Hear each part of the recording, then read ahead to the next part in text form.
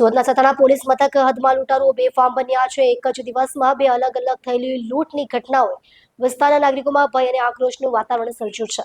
આ બનાવ પછી પોલીસે આરોપીઓનું રિકન્સ્ટ્રક્શન કર્યું હતું। પોલીસ પાસેથી મળતી માહિતી મુજબ 4 આરોપીઓ એક કારમાં આવીને સરથાણા વિસ્તારમાં બે અલગ અલગ જગ્યાએ લૂંટ ચલાવી હતી। આરોપીઓએ પહેલી ઘટના સમયે એક વ્યક્તિ પાસેથી રોકડ રકમ અને દાગીના લૂંટી લીધા હતા। ત્યારબાદ થોડા સમયમાં જ બીજી જગ્યાએ જઈને તેમણે બીજી લૂંટ ચલાવી હતી। ઘટના પરથી લાગી રહ્યું છે કે લૂંટારુઓને પોલીસનો કોઈ ડર જ ન હતો અને તેઓ બેફામપણે કારમાંથી ઉતરી લૂંટ ચલાવી ભાગી છૂટ્યા હતા।